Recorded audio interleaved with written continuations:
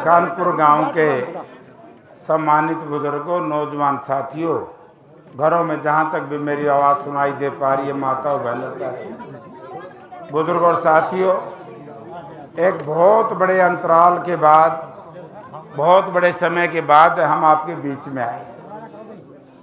वैसे तो कानपुर गांव का प्यार, प्रेम और स्नेह मुझे हमेशा ही मिलता रहा, लेकिन आज जो मैं हमारे बुजुर्गों का हौसला, नौजवान साथियों का जोश, माताओं बहनों में खुशी, मुझे ऐसा लग रहा है कि जैसे 1989 से लेकर के आज तक जितने भी बख्तन बेबख्तन लोगों ने मुझे आशीर्वाद दिया है, आज वो सारे के सारे यहाँ इकट्ठे हुए। मैं इसके लिए आपका धन्यवाद करता हूँ। साथियों, ये चुनाव दो चीज़ के ऊपर निर्भर करेगा। एक तो प्रजातंत्र की बहाली के लिए आज प्रजातंत्र खतरे में है। आज ये मोदी की सरकार नहीं चाहती कि दोबारा चुनाव हो, और नतीजे आपके सामने आ भी लिए। मेयर के चुनाव में आम आदमी पार्टी और कांग्रेस पार्टी का मेयर 7 वोट से चुनाव जीत रहा था। इन्होंने जानबूझ करके रद्द करके बीजेपी का जितवा दिया। ये तो भला हुई सुप्रीम कोर्ट का, जान बचा दी, नहीं तो ठगी कर दी। अब हम कहते हैं कि दोबारा चुनाव नहीं कराएंगे। मोदी जी कहते हैं कि कोई खतरा नहीं। खतरा कैसे नहीं? आप ये देखिए, कांग्रेस पार्टी का उम्मीदवार सूरत में पर्चा दाखिल कर दिया, रात को इसके 2 प्रपोजलों को उठा करके जेल में बंद कर दिया। बोला जब छोड़ेंगे जब तुम ये कहोगे दस्तखत मेरे नहीं।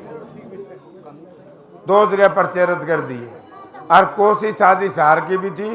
एक तो पूरा खड़ गया था, कैंसिल कराएं रहमान ना ठगी करो तो हम पैर टेक लो।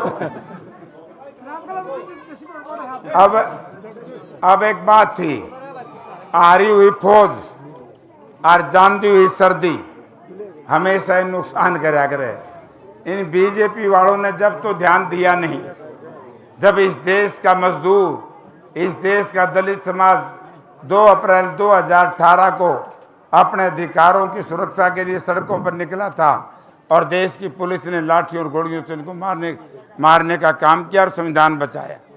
इस देश का अन्नदाता 1.25 साल तक दिल्ली की सीमाओं पर बैठा रहा और किस तरीके से इन लोगों ने किसानी को बचाने का काम किया। 730 किसान शहीद हुए। इसी तरीके से आंगनबाड़ी वर्कर, हमारे सरपंच साहब स्वागत कर रहे थे, आज मेरा ये स्वागत कर रहे हैं। एक सरकारी सी बढ़िया थी, इन जनप्रतिनिधियों का स्वागत करा।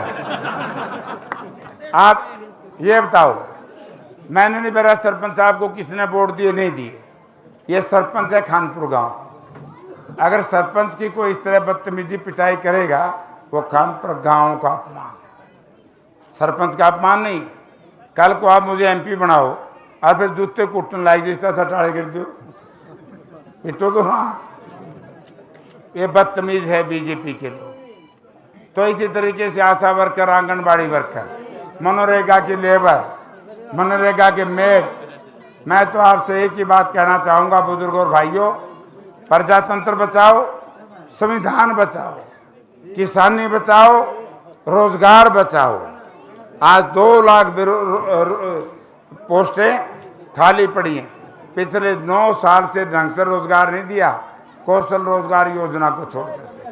मैं तो भाई एक बात कह सकता हूँ, आपको याद होगा सबसे अड़िया हुआ काम थारा एक था, बताओ क्या था?